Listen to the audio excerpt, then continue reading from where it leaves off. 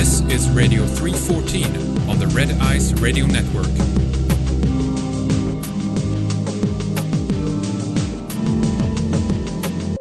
Welcome, new and regular listeners. This is Lana joining you for the next hour. I'm happy to have you. I like to talk about what we're not allowed to talk about. These are the things we should be scrutinizing with a microscope, the things the establishment tells us not to question. We know what these topics are. One of those is the myth that children of homosexual parents are no different from other children and suffer no harm from being raised by homosexual parents. My guest today will discuss this myth, and as you probably guessed, she's quite controversial. Why? Because she wrote a book called Out From Under, The Impact of Homosexual Parenting. In fact, Dawn Stefanowicz could be charged for a hate crime in Canada for writing this book. So it was published in America, which is still surprising. She's even received death threats for this book. Dawn is a kind, intelligent woman, and she doesn't spew hatred of any kind, and although she is a Catholic, she isn't preaching on whether gay is right or wrong. In the book, she shares her very personal story of being raised by a gay father and how it impacted her life.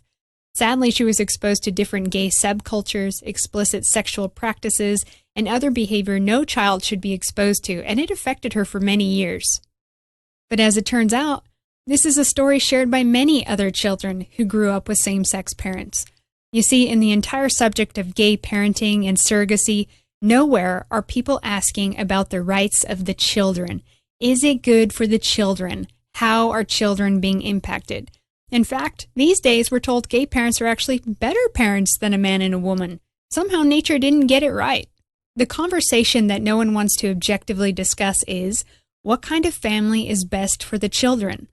If you ask this question, you are a bigot and a homophobe and must be silenced and iced out of society.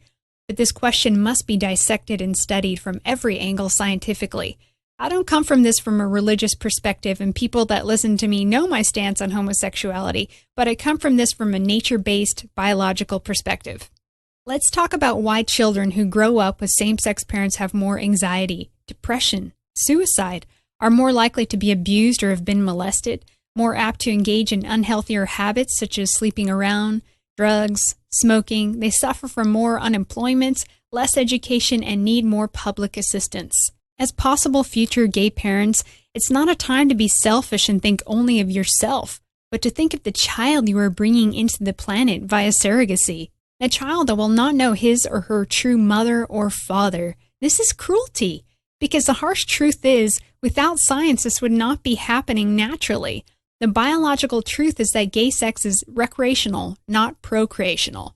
But the fact is, the effects of being raised with two daddies or two mommies is a subject that also involves biology, psychology, social, emotional, and legal ramifications. When will adults stop being selfish and ask, what is best for the children? We'll discuss this and much more with Dawn, coming up. Hi, Dawn. Welcome. Thanks for being here. Thank you, Lana. Thank you for inviting me. Well, you're a brave woman who I respect, because taking this conversation public in our current political climate is not an easy task, but people need to realize you were the victim and yours is a story that is never heard, is it?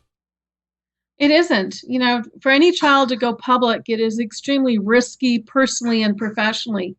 I'm a Canadian, but, there are risks for me because of our laws here. But I'm worried about the United States and other countries when they legalize same-sex marriage or genderless marriage. It eliminates and restricts a number of our freedoms. That's right. And I'd remind people as we get going in this, that this topic, it's bigger than people's religious doctrines or views on homosexuality. It's about what's good for the children and how it affects them mentally, physically, spiritually. We know the negative impact of children who grow up without dads and also without moms, but all of a sudden we forget that when it comes to homosexual parenting, right? Well, it's true because, people try to diminish the fact that man-woman marriage is traditional. But when we look at the impact on children long-term who've lived through cohabitation, divorce, single parenting, step parenting, especially after remarriage, foster care and adoption, and even children that have come through reproductive technologies and surrogacies. When you get to same-sex parenting, Definitely kids are going to struggle with a number of issues coming out of any area of brokenness, but especially when you're denied the respect and the freedom to be able to share what you really, really feel inside. That's right. And today, all we hear about is human rights, but seldomly do we hear about children's rights or what's good for the children, not just what the selfish adults want. And we often hear that children grow up in just as well adjusted in homosexual as in heterosexual homes. So does your childhood experience in a homosexual home reflect that commonly accepted message? I don't follow the LGBT talking points. And so I would say that the impact for children is quite negative overall. I've heard from well over 50 adult children that grew up in a same-sex parented household, and they have experienced depression, all different types of stressors. About 30% of us self-identify as second generation, whether that's homosexual, bisexual, or even transsexual, transgender.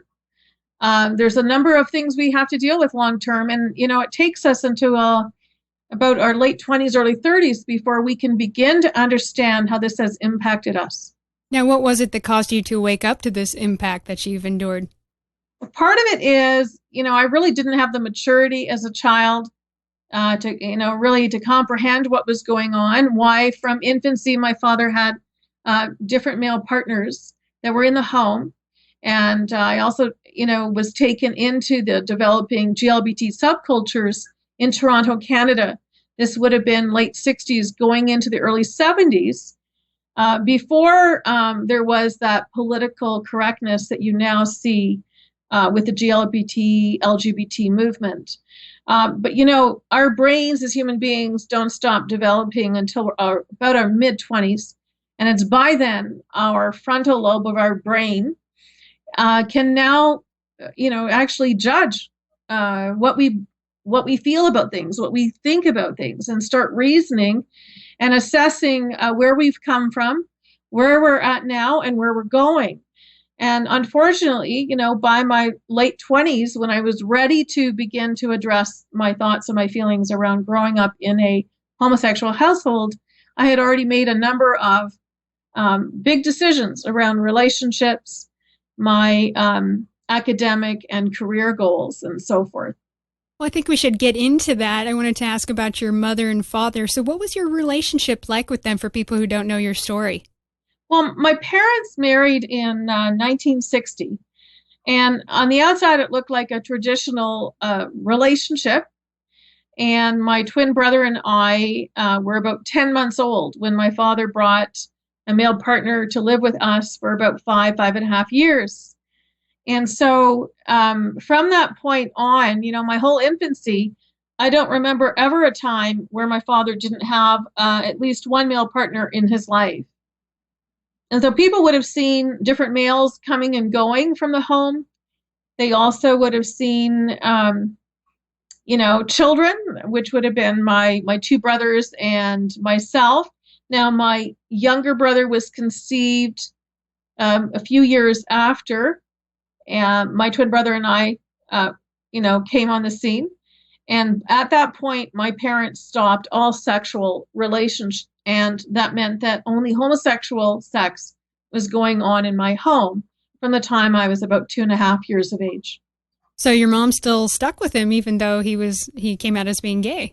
Yes. And what people don't understand, when you grow up in a homosexual household, we will have different types of family structures. And so we may not be represented in a census if that is done, because they will usually, ask, the husband and wife or the adults in the home and how many children and, some general questions, but they don't necessarily go into who are your sexual partners, who are you currently having sex with, and are these people living in your home? Yeah. That doesn't get represented in a lot of the census taking nor in the research. Well, I know this is an intimate question, but what kind of sexual example were you exposed to in the home? I saw a lot. There was nudity. I did see some sodomy. I saw and heard a fair bit of things that would relate to sexuality. There was pornography. There was different types of innuendos that were made of a sexual nature in that environment. And when I also associated within the subcultures around my father and his partners, there was a fair bit of nudity there as well. There was also more than just hints of sadomasochism.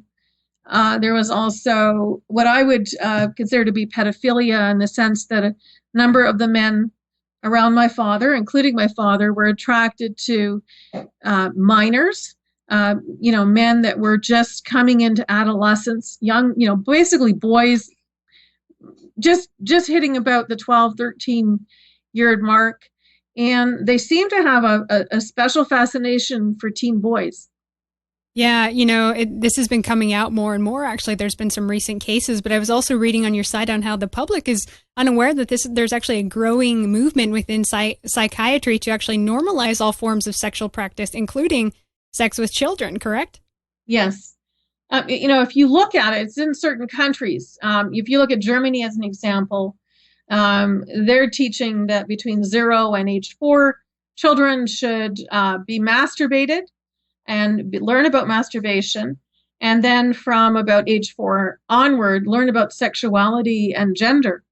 And so there is a sexualization of children going on, and it's being pushed into, different countries, different parts of the world.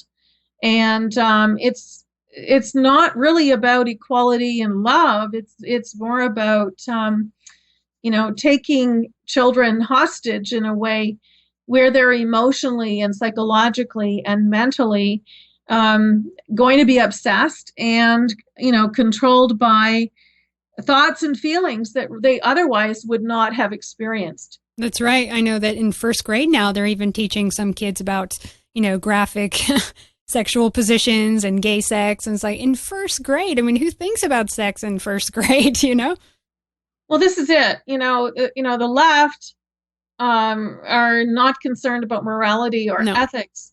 And, in the situation I grew up in, there was a boundlessness around sexuality and gender identity. And that created a lot of confusion for me. I'm sure there was a lot of suffering and a lot of struggles that I had that I would not have had in a different kind of environment. Now, do you remember what you were feeling and what was going on in your head when you were seeing some of these things around you? Well, I was exposed to sexuality beginning in infancy. And so I was actually sexually abused beginning as an infant. And so was my twin brother. And so I had nightmares for about 7 years. And I had a major speech impediment as well for about 7 years, between the ages of 3 to almost 10. You can't tell that now, but, after 6 years of speech therapy plus an additional 5.5 years because of a family member with a level of deafness, when you have close to a dozen years of speech therapy, it's very hard to now pick up that some of the major struggles that I had as a young child growing up in this environment. Well, did your atmosphere confuse you sexually growing up? Because I know many gay parents actually they want their children to be gay. And I had a friend who grew up with 2 moms, and they were always encouraging him to be gay. So eventually he got a boyfriend, but he told me that he didn't even know if he really was gay. So did you ever come across any sort of confusion?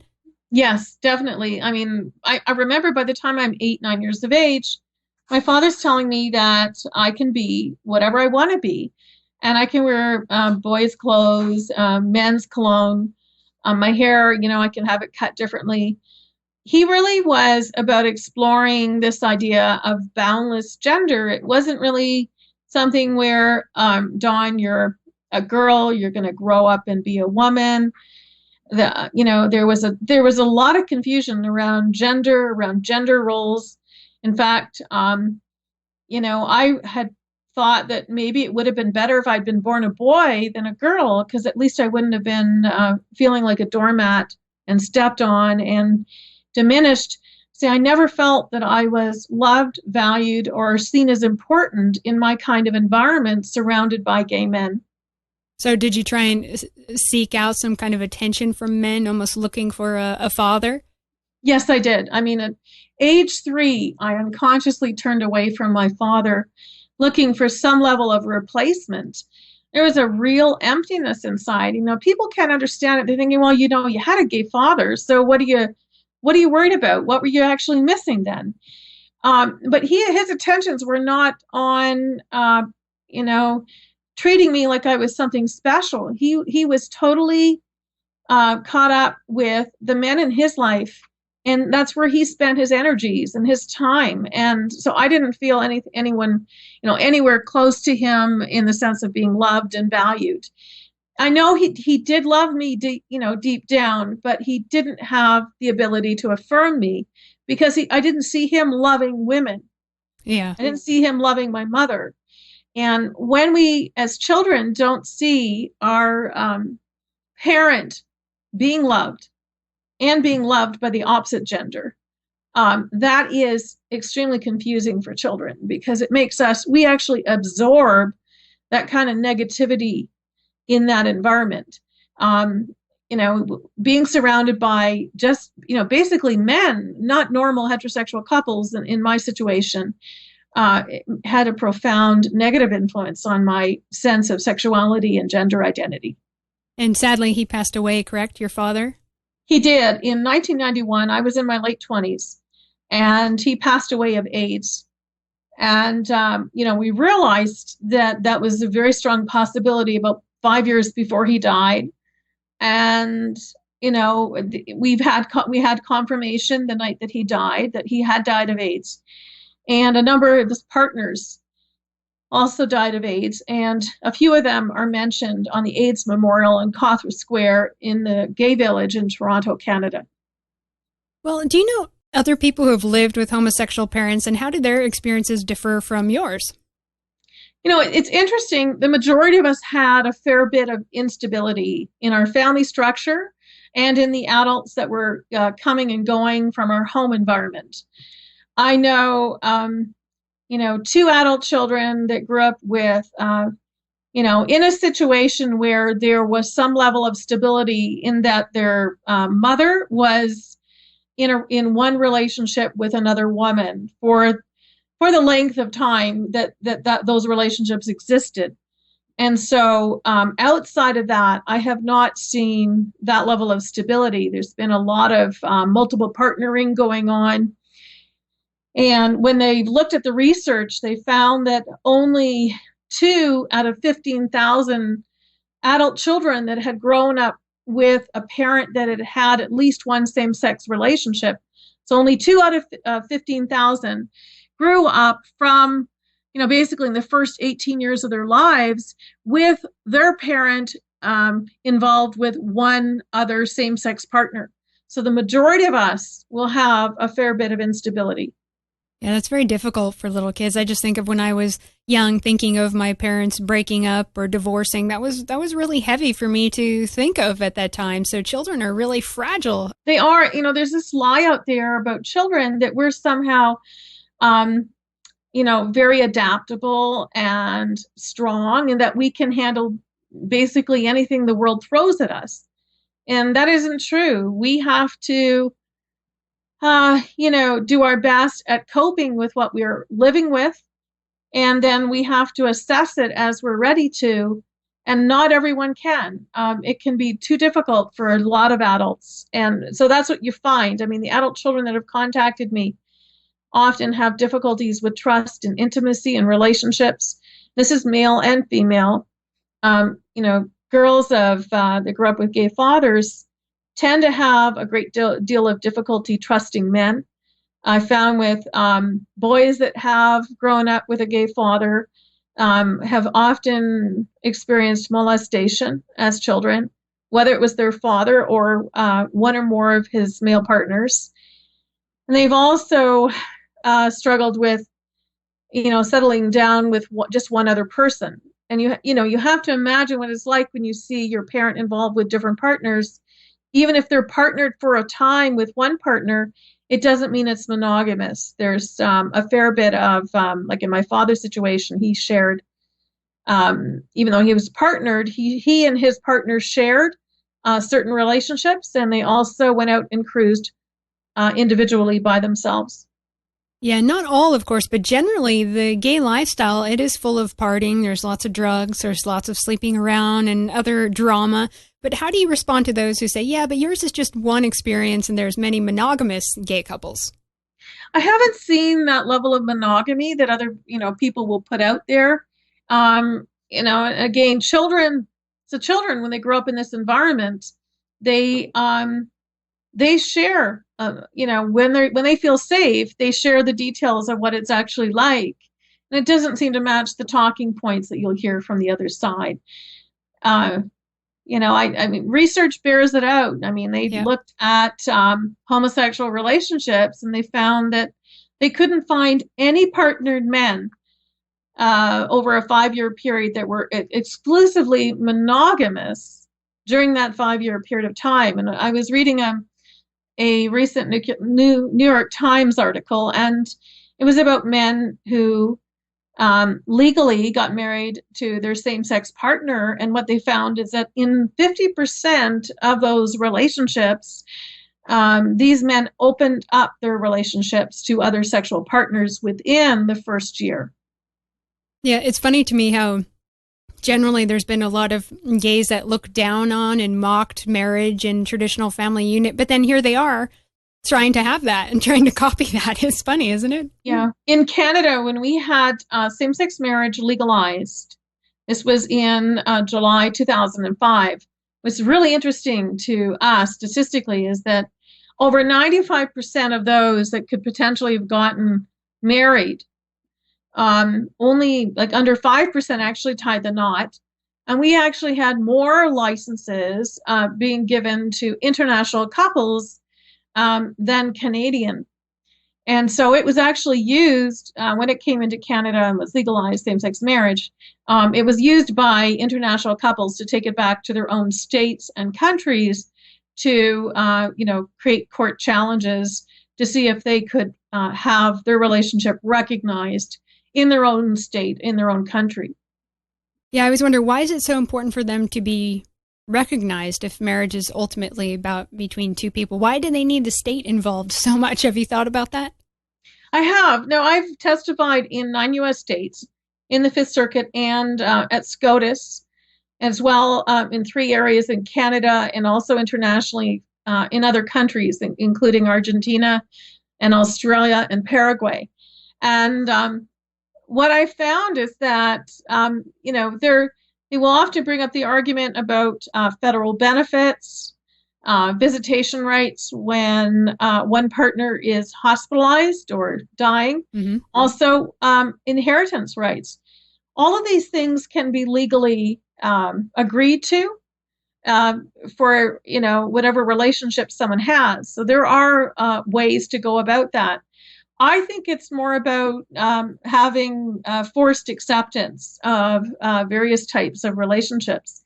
And the problem you have is in genderless relationships. That's really what it is. It's about creating a situation where the government, the nation recognizes, say, same-sex marriage, but it's really genderless because it could be a transsexual marrying.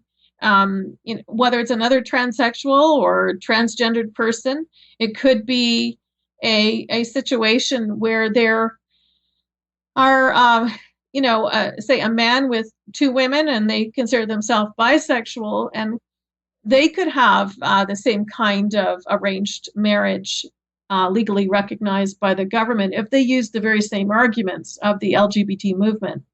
Now, are you concerned with the legislative attempts to basically redefine marriage as an institution unrelated to children? Well, I don't believe you can separate marriage from procreation. Whether or not married couples as husband and wife can actually have children or not, or do have children or not, that isn't the question. Fact is that when you have children, they are connected naturally, biologically to their father and to their mother, and you cannot create children in a petri dish and then say to them, you don't have a mother or you don't have a father, but you have this parent or these legal parents. A child knows, deep down, intuitively, that they have a biological father and a biological mother, and will often spend a good deal of their life looking for their own identity and their own security in their biology. That's right. With their parents. Yeah, and if we get real about this, without IVF and surrogates, this wouldn't be happening naturally, which brings me to my next point. You, of course, knew your father and mother, but what about the kids who were born from an egg or sperm donor and who will never know who their true ancestors are? Have you heard from people who grew up this way? Yes, I have. There's Anonymous Us. There are some other interesting blogs that are, managed by children that have grown up never knowing either their father or their mother. In most cases, it's a sperm donor father. And they do really, really struggle with who they are, and they feel like they're missing half their identity, and that they don't like the idea that they're adults. The adults in their life made a decision to permanently deprive them of at least one of their biological parents. And so there's a great deal of psychological and emotional struggling that goes on.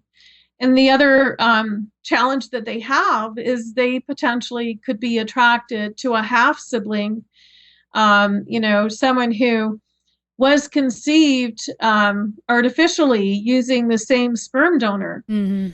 And in some cases, they found in certain communities where the sperm donor was used between 150 and 300 times. Wow. So potentially, you do have communities of, as an example, of lesbian women who conceive children using the same sperm donor, and the children actually play together as half siblings. Wow. Well, what about, we've talked about two fathers, but what about the effects of growing up with two women? You have to look at, first of all, the sex of the child, whether it's a boy or girl growing up with two women. And I don't want to limit it to two women, because there is a greater chance that relationship will end and there'll be other relationships. For the daughter, I think she would, from my discussions with adult children that have grown up with lesbian parents, the girls tend to grow up with this idea that they can do all things themselves and that they don't need men. The reality is, when these adult children have grown up and married the opposite sex, they realize, oh my goodness, this is what I missed out on. And it's like, this is what a dad is supposed to do and be there for.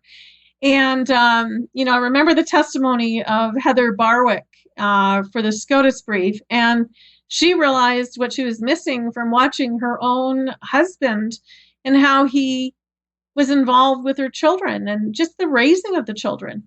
And she went, oh my goodness, this is what I'm missing. Yeah. It's very, very painful realization.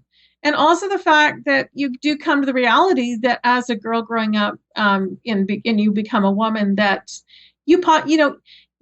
society might be telling you, and the lesbian community might be telling you, you can do anything you want, be anything you want, do it all, and that you don't need men. But it's a painful reality that you come to, and you go, you know what? We're not like men. We need men. Yeah, that's right. And for boys that grow up, it can also be very confusing for them because they miss out on the role model. And what we have is, in our situation, when our parents are partnered with the same sex, the partners tend to take on pseudo-gender roles. Yeah, they do. And so we'll be told, okay, gender's not important, gender roles are not important. You could be any sexuality you want, any sexual orientation you want, any gender you want. It's boundless. At the same time, mimicked right in front of me, is my father with a male partner, and they all seem to have these traits, kind of more feminine traits, more submissive, and they tend to do cleaning and cooking and certain things you'd expect of, the mother in the home or the woman in the home. Yeah, it's pretty funny. And so it's a really weird thing when you start to see this pseudo gender substitution going on. And for a child growing up in this, you feel like, oh my goodness, like, why on earth wouldn't you just ask for the real thing? Like, get the real thing. If that's what your parents, same-sex partners going to be doing. Children, I see right through it. They see this idea of equality as being really inequality, because you don't have equality between the genders. You don't have male and female that are equal in front of you. Yeah. You don't see male and female being equally loved, equally valued, equally seen as important. And I apologize if I seem repetitive on this issue, but I'm restating it because it's a very, very deep, painful thing to have one gender rejected in your deepest relationships you could ever have, which should be with your father and your mother. You should be able to see father and mother as husband and wife, father and mother. You should also be able to see interactions with your brothers and sisters, with your parents, both genders being represented there. You need to see all of that. Those family relationships are very vital to your understanding of who you are and how you connect within your own family. And creating these fake families, because they really are fake families, when you have, a parent that is involved with different same-sex partners, those are not your real parents. Even if you call that same-sex parenting, I could have an auntie or grandma come over and do pretty well the same thing, except they're not going to be having sex with my parent, hopefully not anyway, in the bedroom. You never know these days with what people are asking for recognition of. But it's just, there's something incestual in this for a child, though, because, you grow up and you relate to that same-sex partner almost as if they're an older sibling. And at the same time, what looks or feels like an adopted older sibling in your family is actually having sex with your parent. It's really an odd way of looking. But I never looked at any of my father's partners as a parent. I looked at them, the only way I could really view them was as an older sibling. Yeah, it's interesting how the left is they're just out they want to destroy the family unit. They have to destroy biological gender roles. They're pushing, shows like Modern Family, The New Normal. There's just an all-out war on just the primordial family unit. It's something we've had for thousands of years on this planet. So what do you think their real motive is behind that? Are they just out to destroy things, or where is this coming from? I don't think that the LGBT movement overall, the membership that belongs actually know what's going on. But I think there's a fraction that use the LGBT movement that are really about dismantling the family and bringing in state control. Because if you look at you have a number of children that come out of this kind of brokenness. And when you grow up in a same-sex parented household, you truly start to lose your relations or your connections to your relatives and your ancestry within the first generation. My children are growing up without ever knowing grandparents. They're growing up without ever knowing what it's like to have that extended family related to them. And a big part of that is because my father put so much of his energies and his time, his whole life, into his same-sex relationships. He really, really put my brothers and I at a much greater risk of losing that intergenerational support that we would have when we got married and had our own kids. And so it just takes one generation to separate us from our biology, from our ancestry, from our roots. Yeah, that's not a good thing. We know what divorce does. We know it doesn't work for kids. We understand that even when a step parent comes into the home and is trying to do everything he or she can in the family unit, that still is not the biological parent. And so we need to be truthful. We need to be honest about the relationships that our parents are involved with, because that impacts us as children going forward. And, I believe that if, as much as possible, children need to be raised by their biological father and mother who are married. as much as possible. And I do know there are foster care situations and adoption situations. But even with children that come out of foster care and adoption, they're best to be raised by adoptive parents that are representative of married father and mother.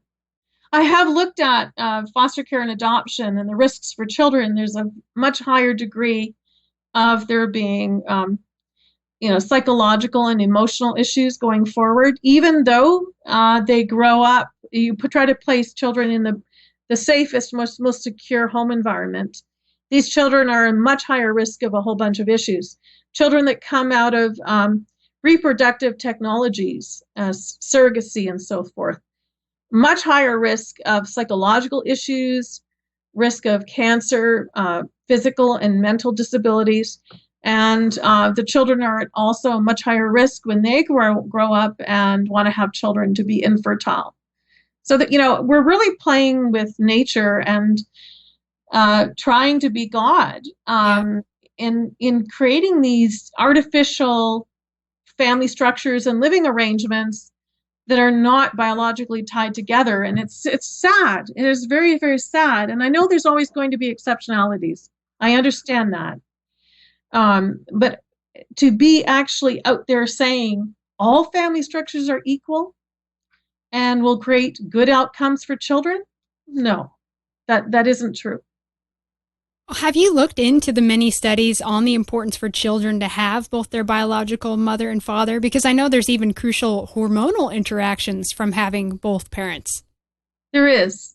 When I've looked into it, to be fair, what I did is I looked at, first of all, I looked at one man, one woman marriage.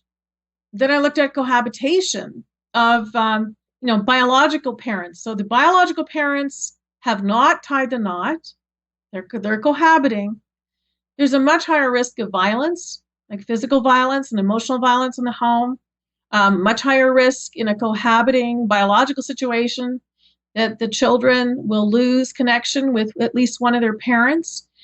And the children tend to have, more sexual activity at earlier ages when their parents' relationship, when these children do not grow up, are not born into and raised in a married father-mother situation, it's just cohabiting, these kids don't do as well. You look at children of divorce, you see that, Judith, I'm trying to remember her last name, but there's this person, Dr. Judith, she did research over 25 years. And what she found was, I think it's Wallerstein, she did research and she found these children were still dealing with the ramifications of divorce 25 years after their parents' divorce. Wow. You look at fatherlessness. So you look at 85% of incarcerated men are fatherless.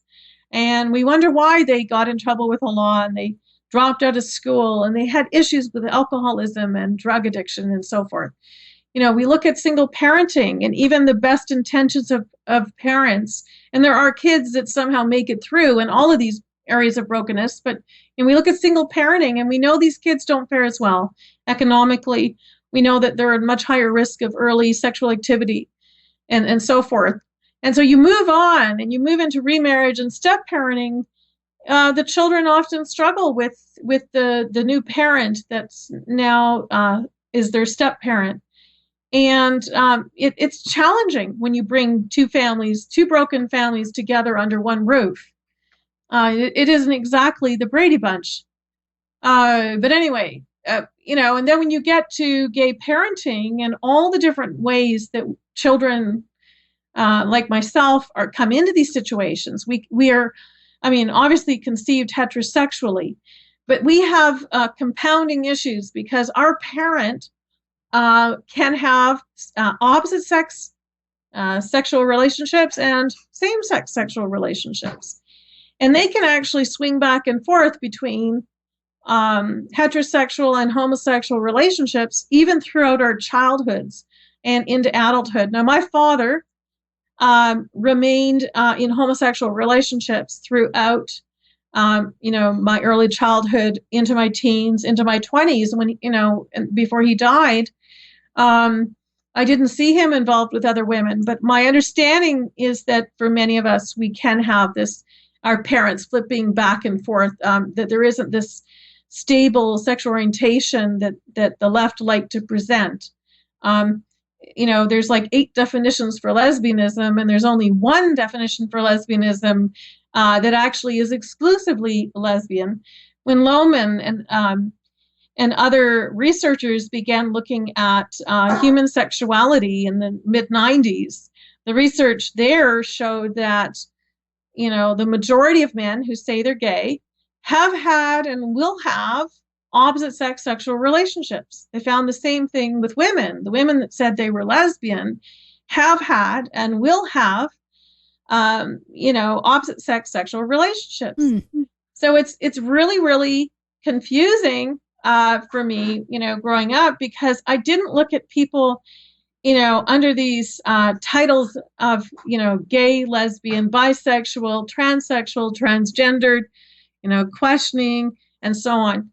I didn't look at people under those labels because I saw this whole experimentation going on where people were not necessarily labeling themselves. That is later. That came after there was this political legal revolution to change family structures and to destabilize children from their biology.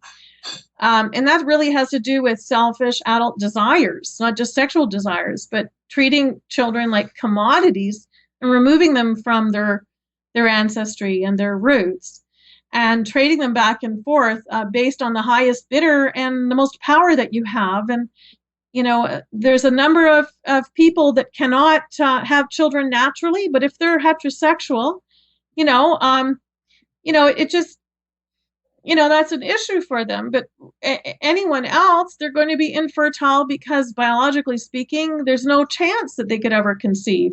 2 women and 2 men can't conceive naturally.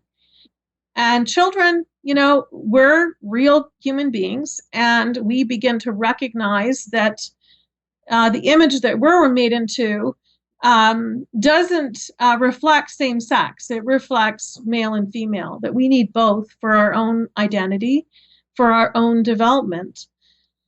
We need the complementary genders interacting with each other in our growing up years for us to truly, truly value who we are as human beings. And I think that's what the LGBT movement has left out, is what children really need. So they basically come out with the talking points. And if you as an adult child start speaking, as I have, about what it's like to grow up in this, they often will threaten us. Yeah, I bet you've been really attacked, because this is like the ultimate taboo. You can't talk about this at all. No one ever even questions it. That's out of the question to talk about it. So how have you been dealing with that? Well, you get hate mail, you get verbal threats, and you get written threats. And in most cases, if this was being done to, someone who says they're gay or lesbian, they would have the person who's making these threats and saying these vulgar, things against you. They would make sure those people were charged. But in my case, when I get all these email threats, bad emails and vulgar emails, I haven't gone and asked for any one of these people to be charged or investigated. Exactly. Yeah. Well, that's just it. People keep saying equality, but now they're the protected group, and people such as yourself have no protection legally. I mean, I'm hearing that, people keep saying equality, but now discrimination against churches and pastors seems to be state sanctioned. So if you deny same-sex marriage in your church, or if you share your religious views on homosexuality, you can actually be charged with a hate crime. Yes. I know Canada's pretty forward on that, aren't they? They are. In fact, I've had pastors confess to me that they have received, whether they're phone calls or emails, of being, basically saying that someone is sitting in another church. Usually they're educated and they say they're gay, and they're saying, I really like being here, but if you say anything opposed to being gay or anything about the kinds of relationships I have, I just want you to know I'm kind of putting you on notice. I'm going to be sitting in on the sermons and listening. And if you say anything I disagree with, I am going to make a complaint. And so pastors Wow. are being threatened and they are being silenced. And we have a fair bit of our denominations. And unfortunately, it doesn't matter whether one is Catholic, evangelical, Protestant, a fair bit have become very politically incorrect. And, politically, they're very, very careful in what they're saying. They're trying not to say anything that would a person who says they're gay or lesbian would find offensive. And so, yes, we do. We have human rights commissions. In British Columbia, we have a human rights tribunal. And so every one of our territories and provinces are basically overseen by these human rights commissions. We have a federal human rights commission that over 3 decades had a 100% conviction rate. And what you'll find is sexual orientation is a protected category. So if you are heterosexual, I just want you to know that you are not under that sexual orientation protected category. So Yeah, exactly. you're unequally protected in law. The human rights commissions are not run by real lawyers, judges, and juries. They're basically kangaroo courts. However, they have the power to, human rights commissions have the right, well, the power really, to enter your home, confiscate your laptop, computers, cell phones, and files, looking for hate crime. And even at our border, where you have customs, there are materials that have been stopped at the border, books, DVDs, and the like. I know there was a sodomy documentary put out by a Russian film company, and that was confiscated at the Canadian border, being carried over by, his name is Peter. He's with Americans for Truth. And he was shocked that they confiscated the sodomy DVD when that is available and accessible on YouTube in Canada. Yeah, they're pretty full on up there right now. I was pretty shocked. I thought Canada was just, peaceful and calm and respected everybody, but it seems it's just a one-way tolerance, huh? It is a one-way tolerance. And the only way to get around it really is to take a stand. And yes, there's risks, but people understand this is not about hating anyone. This is about freedom of speech.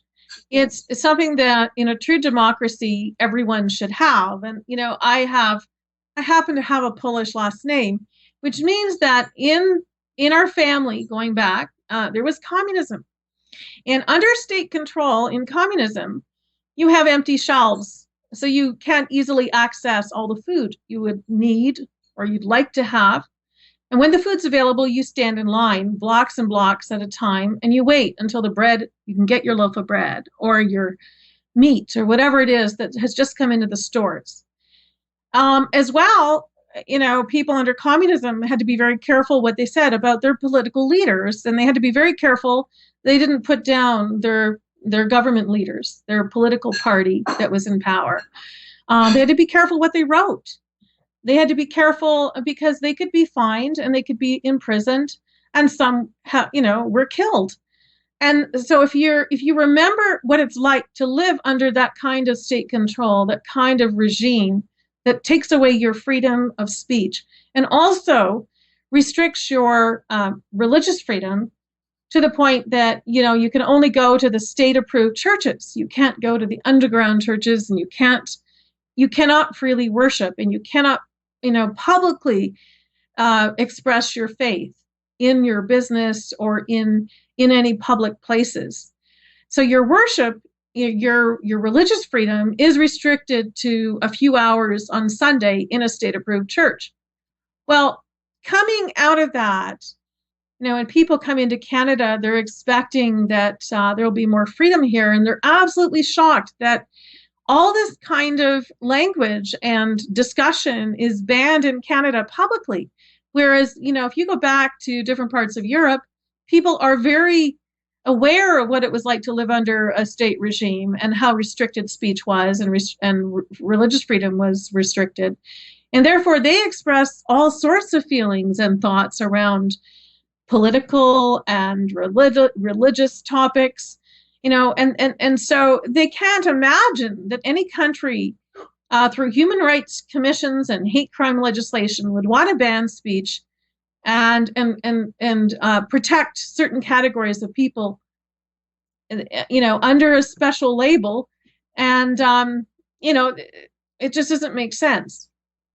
Yeah, I wonder if eventually, because they keep redefining everything and the control just is just more and more against certain groups, soon they might even redefine who a parent is, or might even come and try and take your children away because you're teaching them hate, right? Well, this is it. In Canada, when same-sex marriage was legalized, the majority of Canadians did not have a clue that parenting was redefined immediately with same-sex marriage.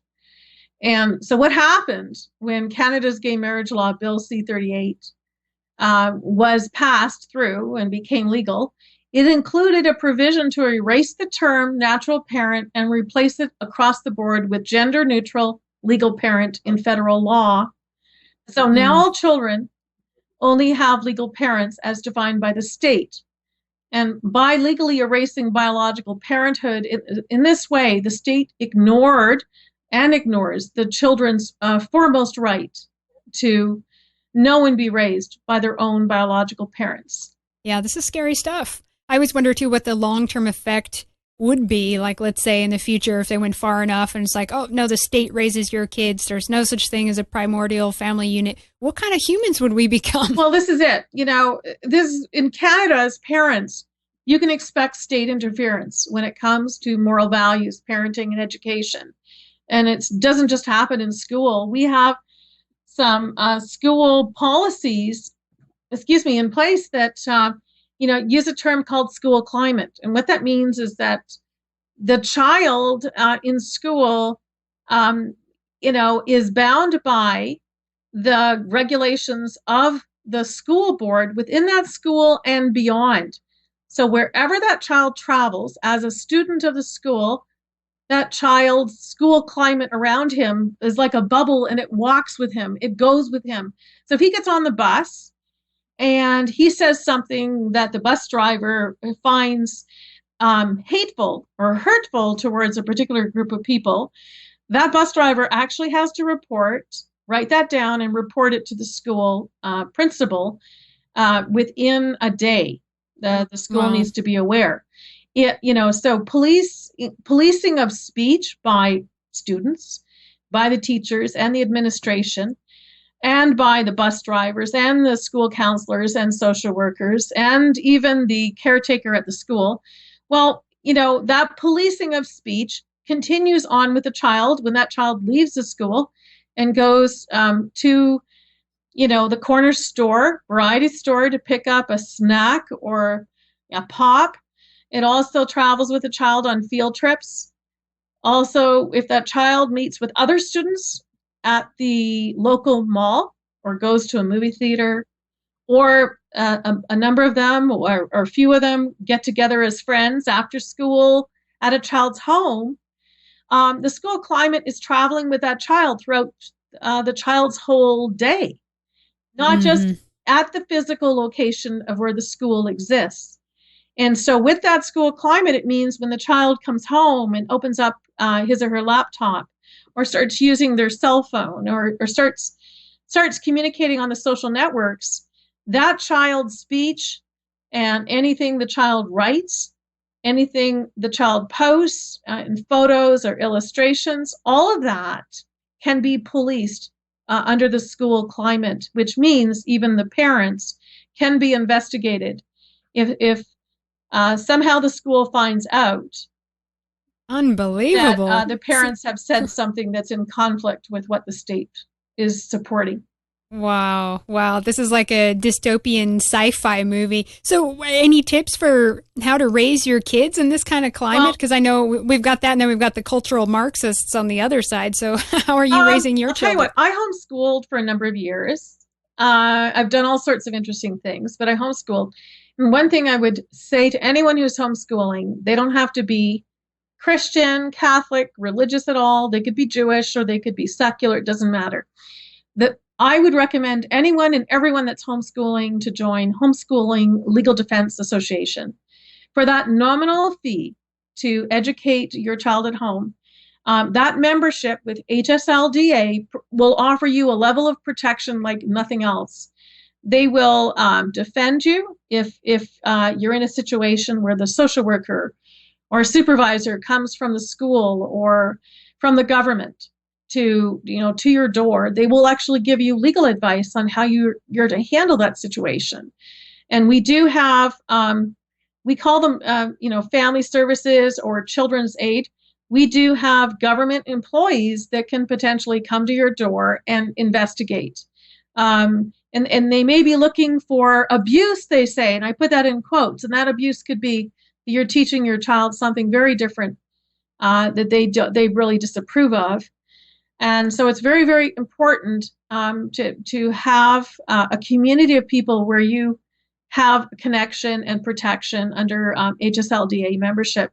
The other thing that I would recommend too is be very watchful and careful in who you're associating with. Be careful what you say publicly. You have to. Definitely. And we have, the other issue that we have is because we are just legal parents now in Canada under same-sex marriage, and we have only been legal parents for the last 10 years. The state does have the power to enter our homes if they feel there is a reason to do so. And we saw that happen with an Orthodox Jewish community who actually, the majority of them left Canada because of state interference, because they were not teaching curriculum to their students, to their children, that agreed with the state's curriculum.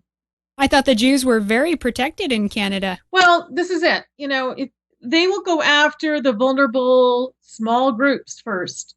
They will go after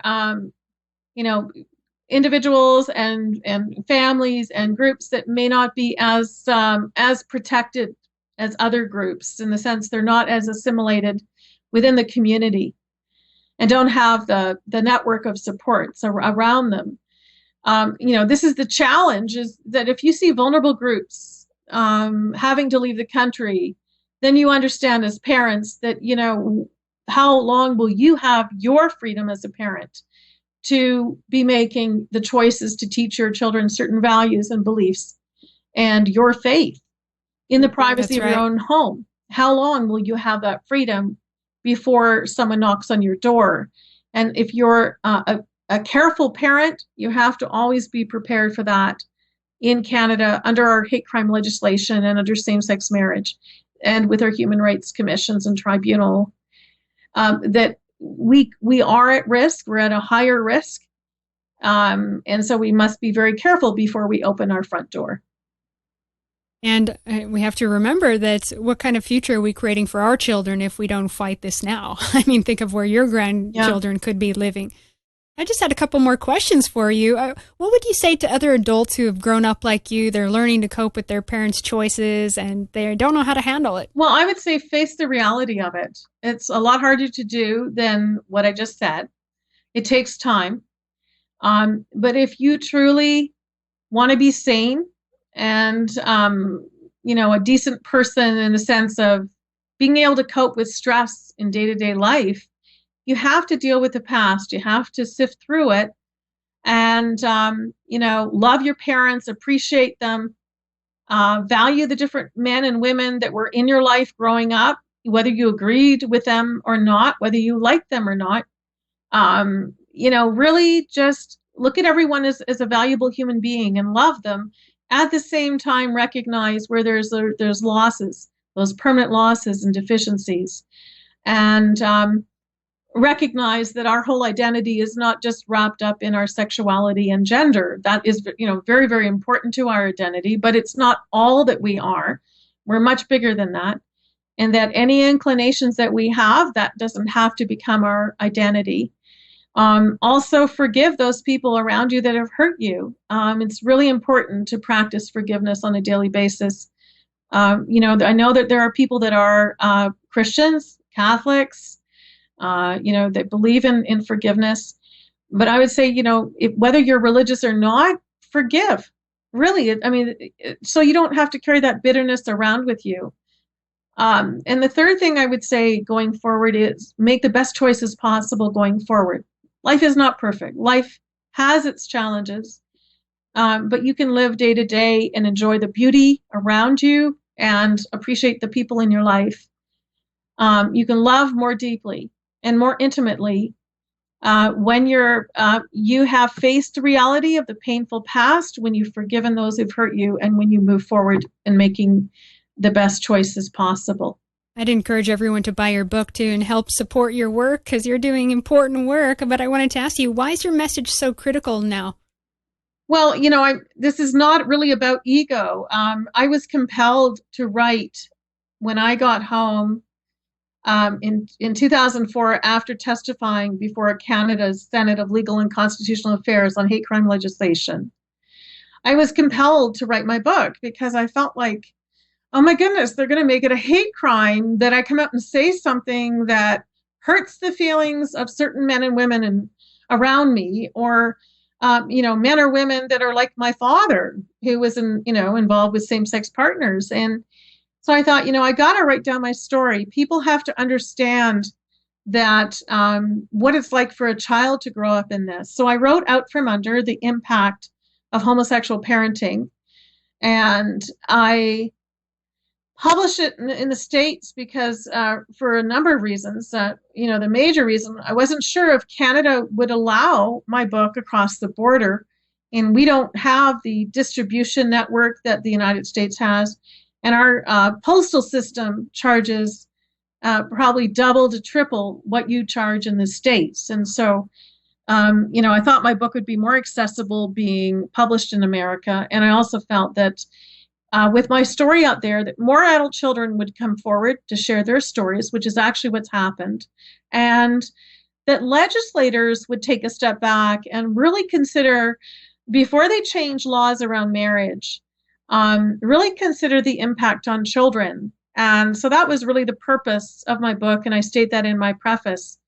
My book it can be read in just a matter of a few days. But I would recommend people take coffee breaks because there are difficult passages in the book, and especially if someone is an adult child, that this could hit home in a number of ways very personally. And I also recommend if people have issues, they're still very stressed about it, if they have anxiety issues or any other risk factors, that they seek counseling and get the kind of support that they need, and that would respect their faith values and their beliefs around sexuality and gender, marriage, and family. Well, Dawn, please share your website details and also let people know how they can get your book and any upcoming speaking engagements you might have. Well, I have a website I've had since 2006, and it is filled with news articles and research. It's a very simple website. It's not flashy. It's not one of those expensive websites. So when you go there, it's www, my first name and my last name. So it's www.dawn, DAWN, and then my last name, which is STEF as in Frank, AN as in Nicole, OWIC as in Charles, Z. And if you can't remember my last name, just put in DAWN and then Out From Under, and you'll be able to find my website. I've done a number of articles. I've done different media interviews. But as for speaking engagements, because of the political and legal risks with what I am doing publicly. I usually do not announce publicly where I'm next speaking. Yeah, it makes but sense. If you're associated with an event that is hosting me, they will tell you about me. I don't even send out emails to advise where I'm going next, what I'm doing. And the reason for that is because we have anti-spam legislation, and I'm not spamming anyone, but I could imagine that there'd be some people that would want to easily take me down with a $500,000 fine if I sent out an email and they said, I really didn't sign up for this. I don't want this. And so I can't afford it. I don't even put in on Facebook or Twitter where I'm next speaking. And because it's extremely dangerous, there are risks when you're sharing publicly what I share publicly. And I'm only, really, I'm speaking up for the children, and saying, they need to be raised in the best environment possible. And that is, a married father, mother household. And it doesn't mean that every household out there is going to be perfect. Every marriage has challenges. Every family has challenges. But we need to give children the best start we can in life, and we need to be real and not create, fabricated ideas and try to brainwash children and say that every family structure out there, no matter how broken, it's going to be good for you. We have to be honest, because children do soon realize what they're missing. And they don't need to be permanently deprived of either a mother or a father who's biologically related to them. Children really, really need that connection going forward, that history, that ancestry, that heritage, not just biologically, but their heritage, their religious background, their ethnicity, and the different nationalities that are connected in their history. They need to know that. They need to know the culture they came from. Absolutely. It's very important to our whole identity. And, there, of course, on the biology side, there's going to be mannerisms and certain, physical features that we have. All of that is so important. Very good. Well, thank you, Dawn. I know you're busy, so we appreciate your time. Thank you, Lana. Thank you so much for giving me this opportunity, and all the best to you. And thank you for your courage in addressing some of these very challenging topics today. Well, it's no secret leftists are destroying personal freedom to choose how we raise our children, how we want to live our life, and who we want to associate with. What does the phony right have left to conserve? It's all being taken away by force, and still they worry about looking like fascists. Well, sadly, these people won't make it to the next level of evolution. These are serious times, folks. It's dire straits. We need to start becoming self-sufficient, less dependent on the system. How can we reorganize our lives to become more self-sufficient? Because it's a matter of time before you can't get access to what you need, especially if you're cut off for a hate crime. Who can you buy property with? What business can you start up? Where's our co-op? What food can you grow? Where's your brotherhood or your sisterhood you can call up when you need them? Where is our tribe? It's time to become tribal and think tribally in everything we do. Is it good for our people should be the question on our mind at all times.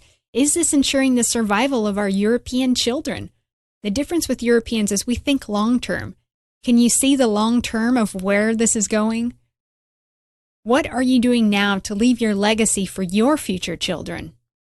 Pull out of public school. Can't afford it? Well, damn it, make some sacrifices. Sell that second car or go out to eat less. Connect with the homeschool network. Make it happen. The children are our future. We must raise them right and armor them with truths. Nature is on our side, and there's nothing more powerful than nature. I want to give a big thank you to our members who support us and make this possible.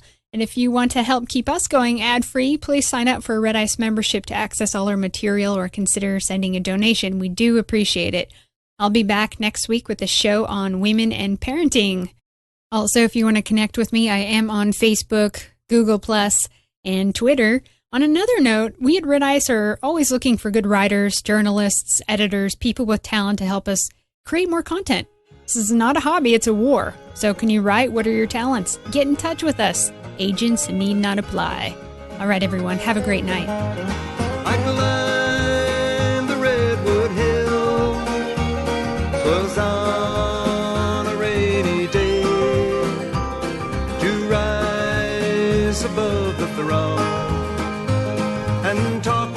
Mother Nature for a while.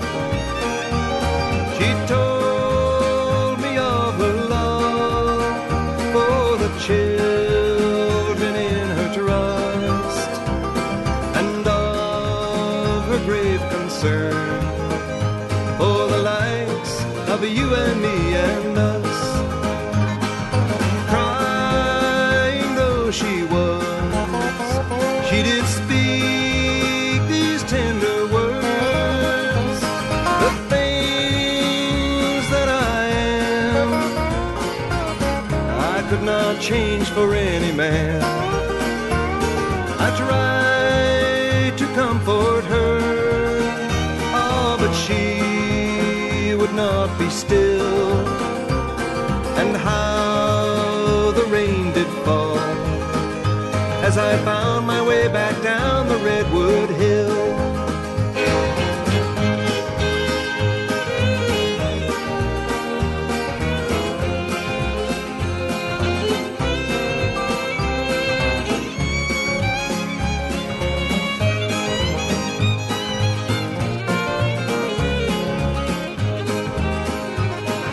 Crying though she was, she did speak these tender words. The things that I am, I would not change for any man. I tried to comfort her, oh, but she would not be still. I'll not forget that day when Mother Nature cried on Redwood Hill. I'll not forget that day when Mother Nature cried on Redwood Hill.